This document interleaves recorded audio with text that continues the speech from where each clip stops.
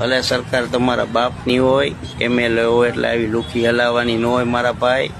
અને પછી તમારે ભાઈ સાહેબ કહેવા પડે, માથાકૂટ કરવામાં મનાઈ કરે છે, એના હિસાબે જ તમે હજી અત્યાર સુધી જો. નકર તે દી રાતે ઉમા ટાઉનશીપમાં 12 વાગે જ હું ફેસલો કરી નાખા. કાં હું વયો જાત ને કાં તમે વયા જાત, સમજ્યા? હવે તમે આજે બૂચ મારી દીધું છે પૈસાનું, એ હવે કઢાવવા માટે હવે મને તમારા સામે ખુલ્લેઆમ હવે ફાઇટ કરવામાં આવવું જ પડે છે, નો છૂટકે. મારે તમને યાદ હોય તો ઓલા કોક રંગ પરવાળા દરબારો ને તમને બધાને ભગાવ્યા હતા, એ જ શબીર બોલું છું.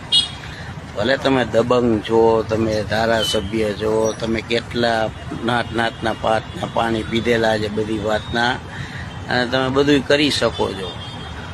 એ હજી ધ્યાન રાખજો કે શબીર જે ભૈર્યું હલાવતો હતો ને એ જ છે, અને એ જ શબીર છે કે જે તમારું JCB બંધ કરાવી શકતો હોય. તો 4,99,000 રૂપિયા એક પ્રેમથી એ લઈ શકે છે. અને ખુલ્લેઆમ પછી હું જો પિક્ચરમાં લઈશ ને તો હું ખુલ્લેઆમ ચેલેન્જ મારું છું તમને હજી, કે વટથી હું પૈસા ગમે એમ કરીને 5 લાખ રૂપિયામાં 1,000 રૂપિયા ઓછા ગમે એમ હું કઢાવીશ. એ મારી તેવરે છે.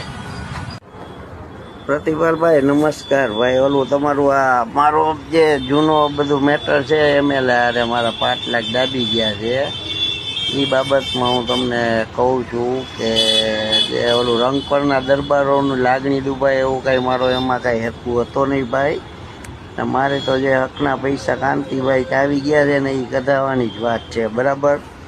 છતાંય તમારે રંગ પરના દરબારો મારા અમુક જૂના મિત્ર છે, કિરીટસિંહ ને બધા માસ્તર ને એમના સન ને બધા લાગણી દુભાની હોય તો એ બદલ હું તમારી ભાઈ સોરી કહું છું. બાકી એવો હેતુ હતો નહીં, બરાબર? બાકી મારી લડત તો MLA આમે વર્ષોથી હાલે છે, મારા પૈસા ખાઈ ગયા છે, આપી દે એટલે વાત પૂરી થાય, બરાબર?